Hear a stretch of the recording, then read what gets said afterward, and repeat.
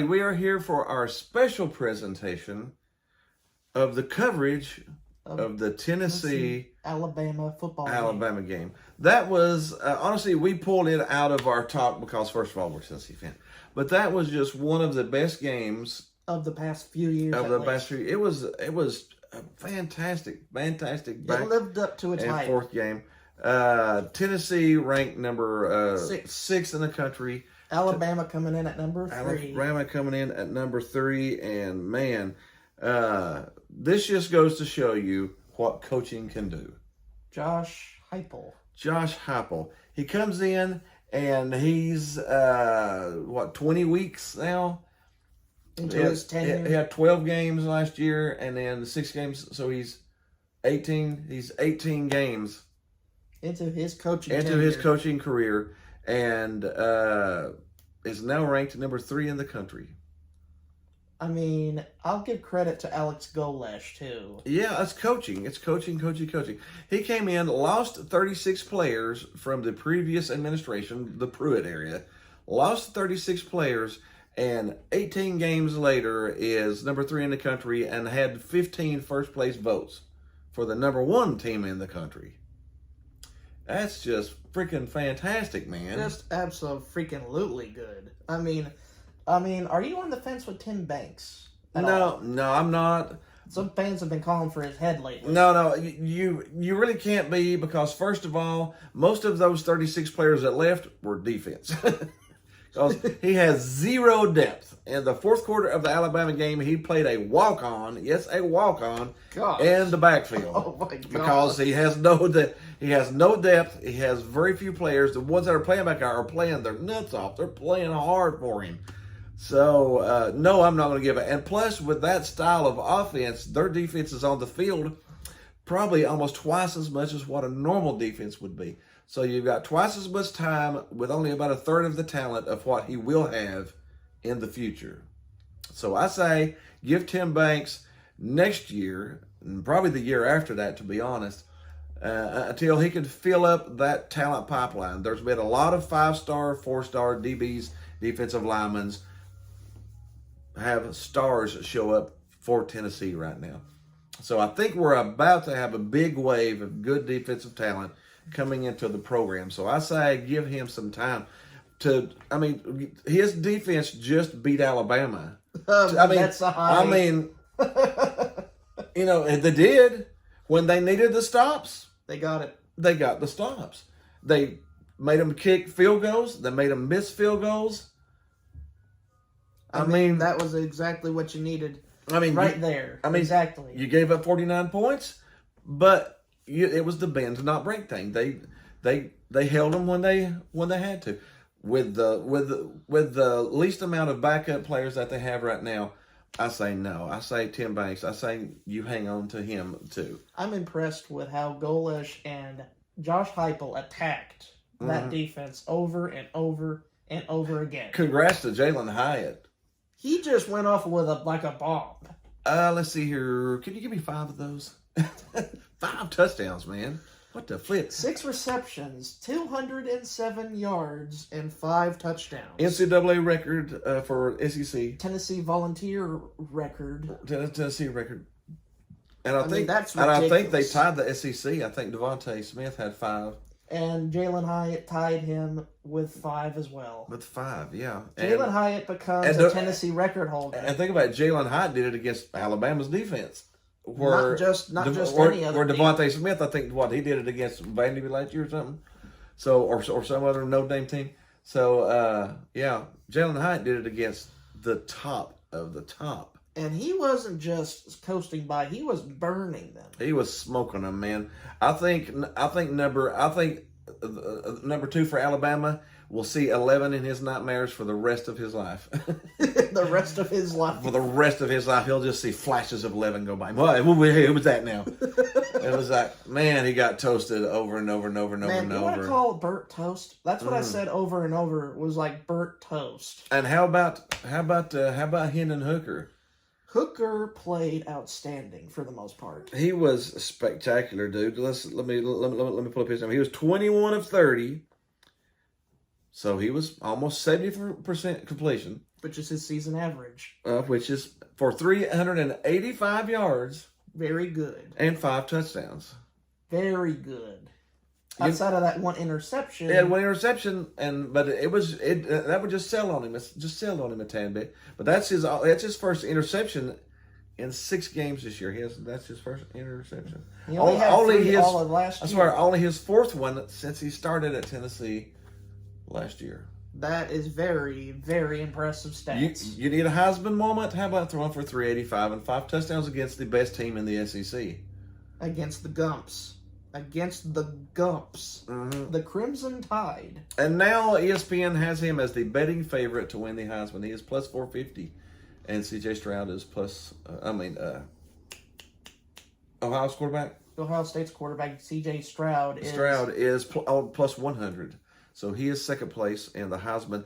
For right now, we're only halfway through the season. We don't want to get too excited, but yes, we do. We just beat Alabama. You want to get excited about that. I mean, come on. They stormed the field. 15 years. Tore down the goalposts. I want to get more personal in this one. Took them out, threw them in the river. I want to do this personal. Go ahead there. 15 years after all of those years of me growing up with this old guy right here. Yep. Waiting for that moment. Just wondering when it will happen. Yes. Just wondering when. You were 7 years old the last time they beat Alabama. And now I'm a 23-year-old guy with a beard. Yes. And now I feel like all those years of frustration, all those years of agony at the hand of the Tide, finally over. And we not only did we beat Alabama, but we beat Florida and Alabama in the very same year. That is a season I don't think I'll forget. No. Tennessee is 6-0, their best start since 98 when they won the national title. I'm not saying Tennessee's going to win the national title here because they do struggle in their secondary. Like I said, they don't have any talent. They don't have depth. They've got talent. They just don't have depth. To win consistently on defense, you have to have depth. You have to rotate. Rotate fresh players, and we just don't have that rotation depth yet. We will in the future, but we just don't have it yet. So we're struggling a little bit on our DB. But again, that's the offensive scheme causes a lot of that. But if you can put up 52 on Alabama, then we'll get on to that too. We scored 52 points. Yes, 52 points. The last time Alabama gave up 52 or more was against Sewanee in 1907. 115 years ago is the last time Alabama gave up that many points. Do you know what? There's only been 2 teams since then put up 50 or more on Alabama. And they are Tennessee and Tennessee. Tennessee's done it twice to them now. 2003, Tennessee put up 51 on them. And now we've put up 52.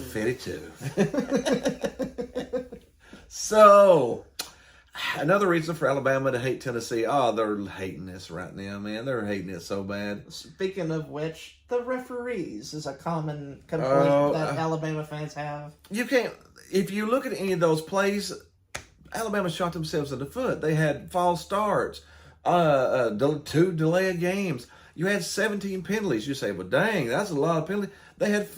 Alabama had 15 penalties against Texas. They're averaging 12 penalties a year this year. Which leads the whole nation. They're a little which is a surprise for me. They're a little undisciplined. And they showed it. Bill O'Brien. Well, I want to get on to that guy. Well, that goober who destroyed the Houston Texans. Bill O'Brien is the GM head coach that was brought into Houston to take over that program and destroyed it. Offensive coordinator of the Alabama, he's kaput. Right now, he is giving us the downfall of Alabama. I think I like the man now. Bill O'Brien is bad. He's not that very good of a coach. He's not very good. He is the offensive coordinator for. Think about this. Now, let's not say which team is which. Let's say it's the last drive of the game. You're driving down to kick a field goal to win a game. You get down to the 32-yard line. There's about a minute left. You've got 2 of your 3 timeouts left. So you've got 2 timeouts left, and you're down to the 32. So you're close enough to kick a And you field goal. only have 30 seconds left on the clock. Yeah. Now, let's say what I would do if I was the coach. I would try a couple maybe short passes, or I would run the ball.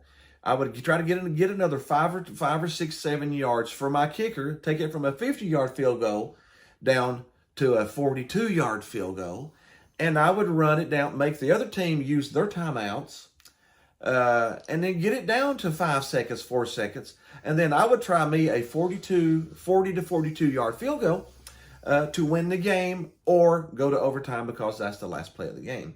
What does Bill O'Brien do? He throws 3 straight passes. 3 straight passes. Bam, bam, bam. Gives Tennessee basically 3 free timeouts. For no reason. And leaves 15 seconds on the clock when you miss a field goal. For no reason whatsoever. For no reason. Alabama fans, if you want to blame something, Bill O'Brien is a clown. why would you do that? One of those passes. What's the logic in doing that? 1st and 10, you throw a pass way to the sidelines, waste it down. Mm-hmm. And 2nd and 10, you have a wide receiver drop a pass. That went for that you threw for 20 yards when all you needed was like a couple more. And the third one was a 25-yard pass over the middle that landed in the dirt that was not even near anybody. Bill O'Brien's a moron. Why would you do? Why wouldn't you try to get another 5, 6, 7, 8, 10 yards and give your kicker a good kick? Why would you make your kicker, who is 1-4 coming into this? You have to think of that too. He's not been 19 in a row and beaten one. He's 1-4. He's missed 3 of the last 4 field goals, and you don't try to give him any extra yards? That's the Bill O'Brien logic. He knows better than you and I. That's not. I mean, Alabama gave that away. They gave Tennessee 15 seconds. That's not on Bryce Young. And somebody that has threw for 5 touchdowns against you, why would you give him any time? When Hooker has killed you all, he has murdered you all game long. And then you give him 15 seconds. Plus 2 timeouts because you didn't make him use the timeouts. Because Bill O'Brien's an idiot. I don't know. From what I've seen, that play calling was stupid. That was bad play calling. I don't know why Saban from the sideline didn't yell at O'Brien. Intervene a little bit, do something. I don't know. But with 15 seconds left, Hooker came in, and that was the Heisman drive. That was the Heisman. 2 plays. Right down the gutter hole. 45 yards, 2 seconds left. Tennessee still got a timeout because you didn't make them use them. Caused a timeout. Kicks a whirly-bird field goal, 40 yards. Not a 50-yard field goal. 42. A 40-yard field goal. For 42 to be accurate. Chase McGrath with the knuckleball screw kick that was heard all around the college football world. The college football. So Tennessee is now ranked number 3 in the country with 15 first-place votes and has their destiny in their hands now. In the SEC East. In the SEC East. And great job, VOLS. And fantastic. Beautiful. I mean, wonderful. I will not take away. Thank you, Mr. Heupel. Thank you so much. I will not take away from what Bryce Young did, too. Man, yeah, we do have to give Alabama some credit here. Bryce Young, oh, man, what a player. What a player. He got knocked around like a pinball. And still made accurate throws. He was so made accurate throws, dodging the defense. Tennessee should have had 4 or 5 sacks on him. His agility and his mobility. Man, roll around, fool around, find the guys open, manipulating the linebackers the way he did. My goodness gracious, he is a fantastic player. I look forward to him being in the NFL next year because he is really going to be good. And the running back, the transfer, Jahmyr Gibbs, the transfer from Georgia Tech. Man, he looks like the second coming of Alvin Kamara there too. His first step he makes you miss. Is fantastic. He makes you miss. But honestly, on that whole Alabama team, that's the only 2 players that I remember their name. What other players' names were called? I think like Jermaine Burton, like once or twice on occasion. Mm-hmm. Anderson might be the first round pick. The linebacker, and he didn't even touch Hooker. Didn't even get a fingernail on him, no. So, and I give credit to Tennessee's offensive line. The offensive line, yes, they are fantastic. I mean, let's puke and stare the defensive guy down. That was a fantastic. Did you see that was yes, fantastic? Yes, that was just and then just not a defensive player. I'm still coming. Man, what a game! And let me tell you this. Fans have already had it with their defensive coordinator. His name is Pete Golding. He's been the D coordinator for a few years, and his defenses have been disappointing. They've been a little disappointing, but now you've got... And now you're coming off a game where Hooker and Hyatt just burned you alive. But honestly, Hooker and Hyatt have burned a lot of people this year, so I don't know.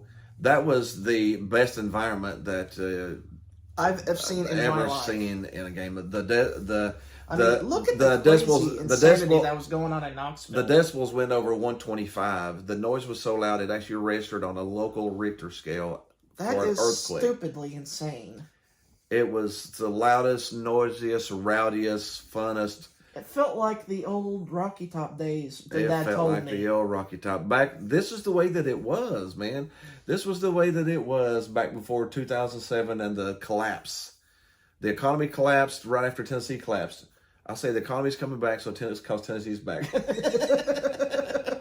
But I will. Oh, that's so fun. That was so fun. I'll give full credit to how Tennessee's offense I just can't get over. I know I'm repeating myself, but Tennessee's offense is truly one of the best. It is elite right now. One of the best in the whole country. It's honestly the best offense I've seen since LSU back in 2019.